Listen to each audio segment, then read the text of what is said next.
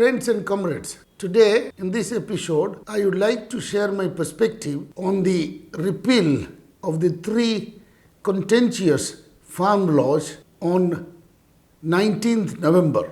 You all know that it was a dramatic announcement on a holy day by our Prime Minister that he will withdraw the three farm laws totally, not partially. That was certainly a welcome announcement, and subsequently, on the first day of the Parliament, all the three laws were repealed by voice vote in both the houses. I would admit that Prime Minister did it with grace and humility.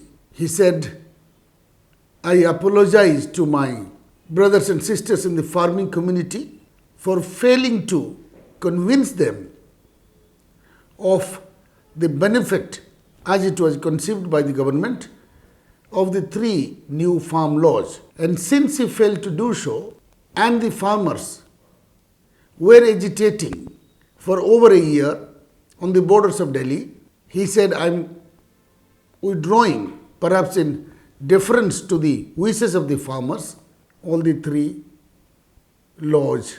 And it was done 10 days after the Parliament resumed for the winter session. Many observers will question the timing of the announcement and how dramatically it was done all of a sudden. But the Prime Minister, now in his 8th year at the helm of the governance, is known for springing surprises on the people.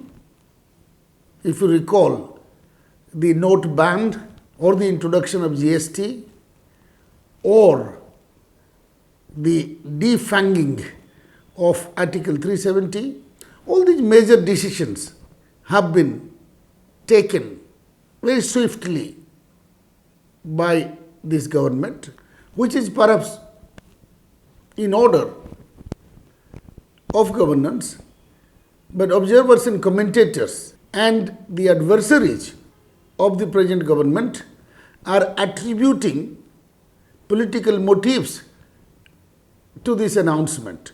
And the motives consist of mainly the ensuing elections in the states. Two of them are Punjab and Uttar Pradesh, where agitation against these laws was quite vigorous because the western part of Uttar Pradesh and whole of Punjab is dominated by the farming community. So the electoral compulsions of the ruling BJP perhaps drove Prime Minister to take this decision, make the announcement and withdraw the laws. Whatever may have been the drivers for this decision, I would say repeal of the laws is a welcome development which has ended the year-long tortuous, painstaking agitation by the farmers. The question is whether it should have been done earlier. Yes, it should have been done earlier, which would have prevented the death of around 700 farmers and all the suffering the farmers, all agitating farmers have gone through. And I would put this delay or the prolonged agitation to the absence of any effective, authentic and genuine dialogue between the government and the farmers. And the Prime Minister himself admitted that he could not convince the farmers.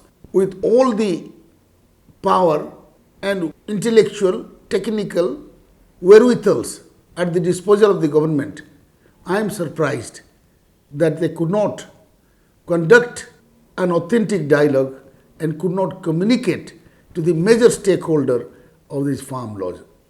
That should not have happened, and it should not happen in future. Dialogue is essence of democracy, and we should dialogue all the time about different issues, despite our differences. Thank you.